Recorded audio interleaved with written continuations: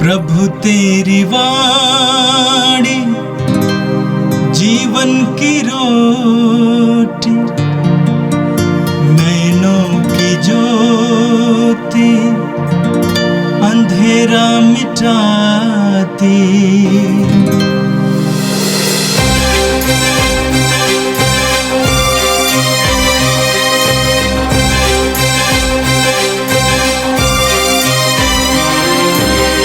प्रभु तेरी वाणी जीवन की रोटी, नैनों की ज्योति अंधेरा मिटाती। प्रभु तेरी वाणी जीवन की रोटी, नैनों की ज्योति अंधेरा मिटाती। वाणी वाणी वाणी वाणी वाणी पवित्र है, शाश्वत है, जीवन का मन्ना है। 9 जून शुक्रवार। पहला पाठ तोबित का ग्रंथ अध्याय 11 पद संख्याएं 5 से 17 तक। तूने मुझे दंड दिया और तूने मुझे स्वस्थ भी किया, और अब मैं फिर अपने पुत्र तोबियस को देख सकता हूँ। अन्ना प्रतिदिन पहाड़ी की चोटी पर रास्ते के किनारे बैठती थी, जहाँ से वह दूर दूर तक देख सकती थी। वह किसी दिन इस प्रकार अपने पुत्र के आने की प्रतीक्षा में बैठी हुई थी कि उसने दूर से आते देखा। उसने उसे तुरंत पहचान लिया और दौड़ती हुई अपने पति से पुकार कर कहा, सुनो, तुम्हारा पुत्र आ रहा है। उधर राफेल ने तोबियास से कहा, अपने घर पहुंचकर सबसे पहले अपने प्रभु ईश्वर की आराधना कीजिए और उसे धन्यवाद दीजिए। इसके बाद पिता के पास जाकर उसका चुम्बन कीजिए। उनकी आँखों पर मछली का उस पीत का लेप दीजिए जो आपके पास है। मैं आपको विश्वास दिलाता हूँ कि उनकी आँखें तुरंत खुल जाएंगी, जिससे आपके पिता की सूर्य का प्रकाश देख सकेंगे और आपके दर्शनों से आनंदित हो उठेंगे। जो कुत्ता उनके साथ गया था वह दौड़ता हुआ उनसे आगे बढ़ा और खुशी के मारे दुम हिलाता हुआ उनके आगमन की खबर देने आया। तब अंधा पिता उठ खड़ा हो गया और लड़खड़ाता हुआ दौड़ने लगा। वह नौकर का हाथ पकड़कर दौड़ता हुआ अपने पुत्र की अगवानी करने निकला।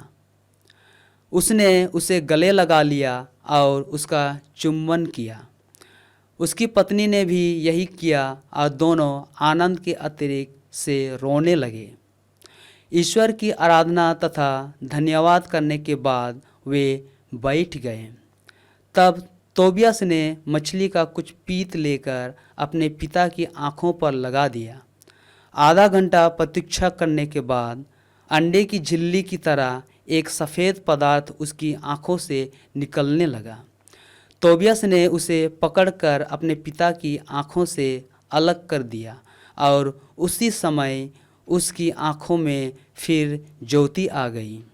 इसके बाद उसने अपनी पत्नी और अपने सभी परिचितों के साथ ईश्वर का धन्यवाद किया।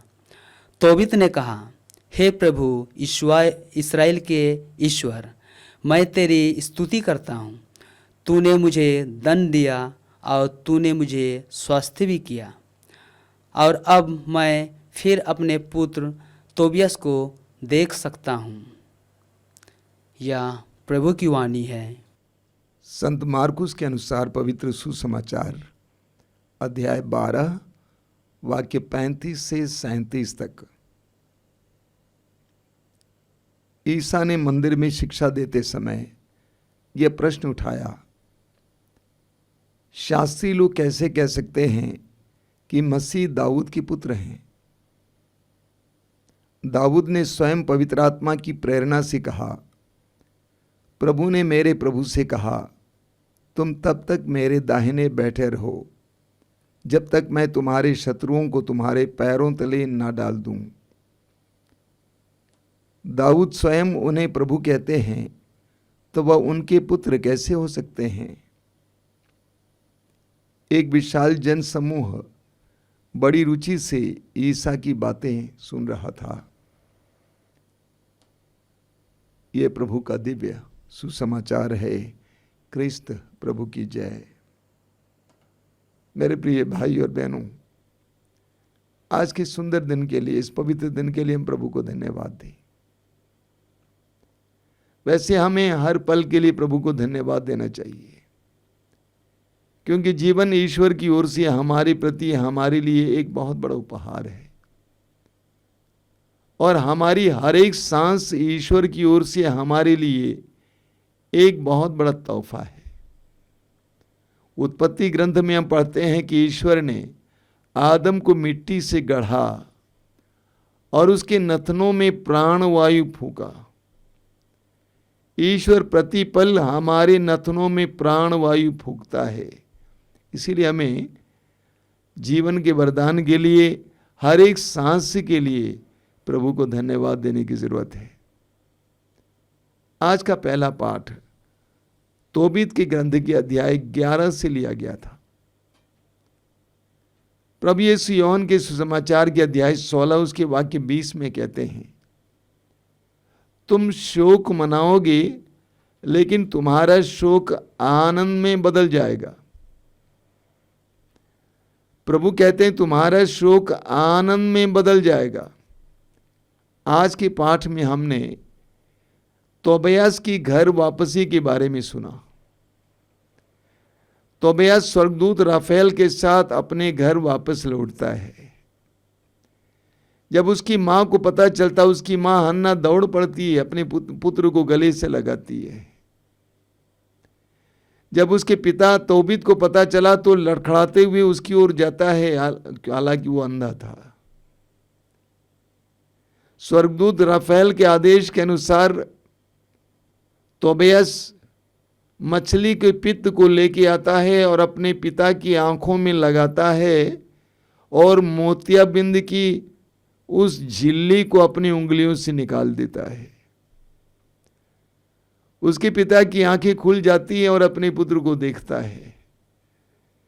पूरे घर पर आनंद का माहौल बन जाता है।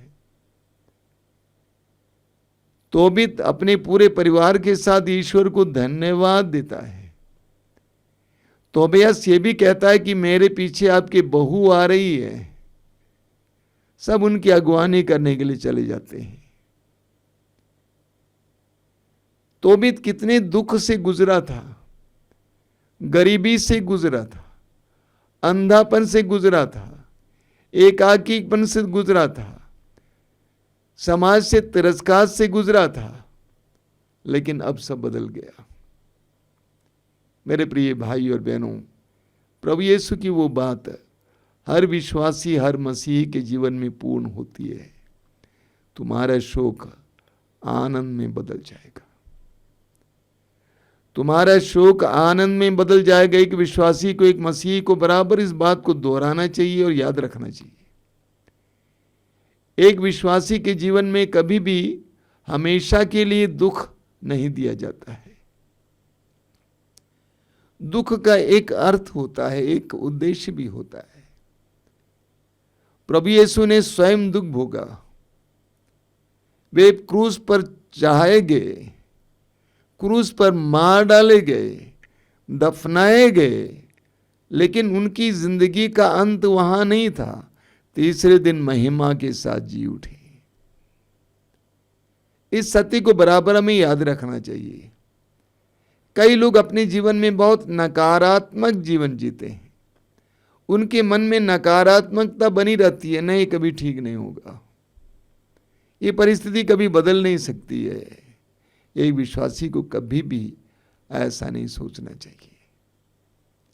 तोबीत को कैसी कैसी परिस्थितियों से गुजरना पड़ा, गरीबी से, एकाकीपन से, अंधेपन से, सब कुछ बदल गया। विश्वास कीजिए, सब कुछ बदलेगा। इस विश्वास के साथ एक विश्वासी को जीवन जीना चाहिए। मार्कुस अध्याय 5 की उस नारी के साथ जिसने विश्वास किया कि 12 साल पुराने मेरे रक्तस्राव का रोग यीशु के स्पर्श के द्वारा ठीक हो जाएगा। एक सकारात्मक मनोभाव।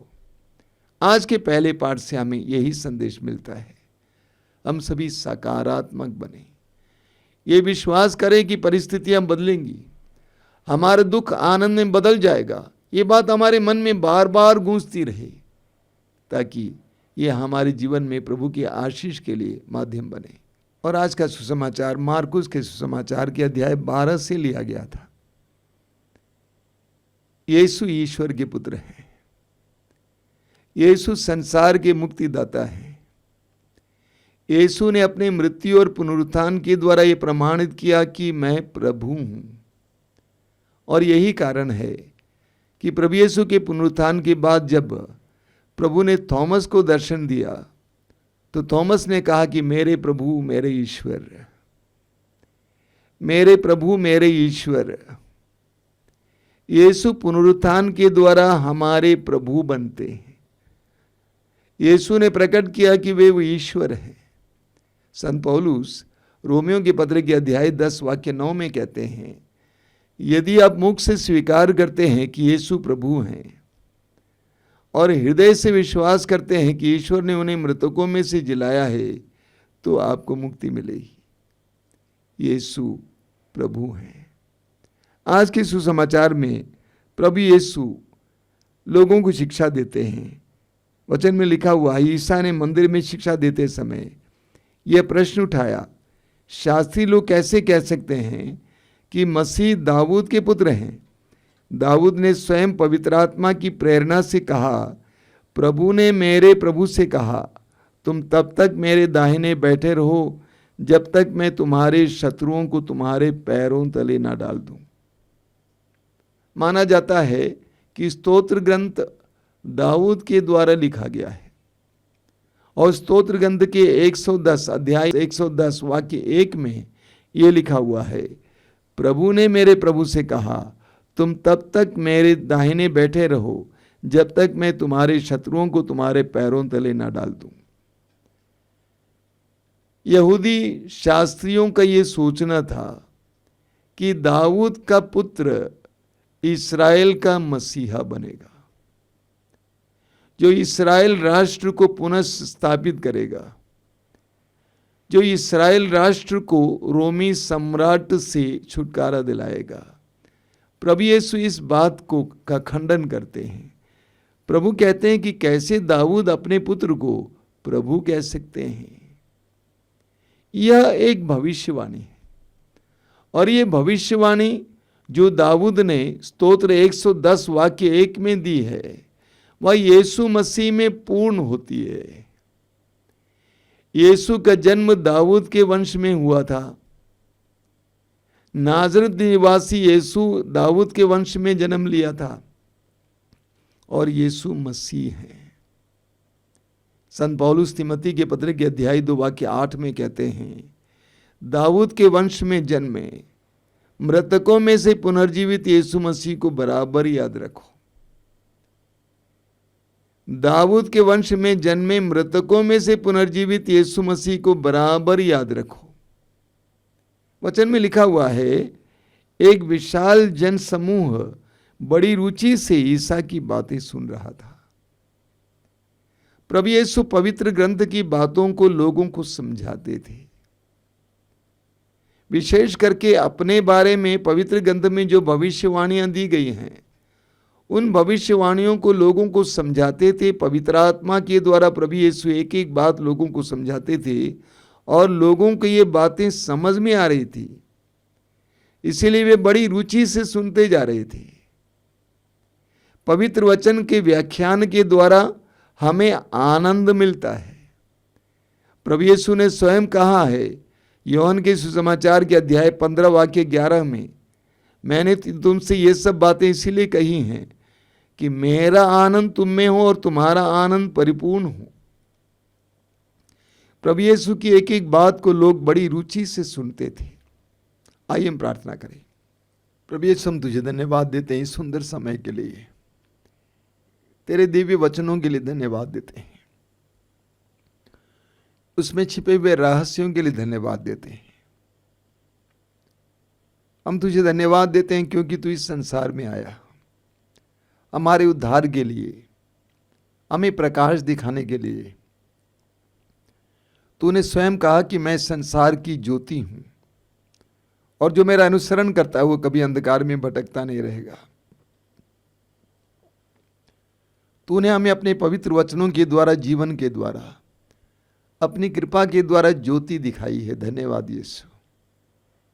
हम तुझसे प्रार्थना करते हैं, तुझ पर पूर्ण भरोसा रखने के लिए हमें कृपा दीजिए। तुझे अपने जीवन का प्रभु मानने के लिए कृपा दीजिए। तुझे अपना मुक्तिदाता बनाने के लिए कृपा दीजिए। तुझ पर भरोसा रखने के लिए कृपा दीजिए। प्रभु यीशु इन वचनों को सुनने वाले मेरे भाई बहनों को आशीर्वाद देना। आज का संपूर्ण दिन उनके लिए कृपा और संरक्षण का दिन हो। वे जहाँ कहीं भी जाएं वहाँ पर तेरा संरक्षण अनुभव करें, ये महसूस करें कि तू उनके साथ है। हमारी इस प्रार्थना को ग्रहण कर, आमीन। प्रभु तेरी वाणी जीवन की रोटी, नैनों की ज्योति अंधेरा मिटाती। वाणी वाणी वाणी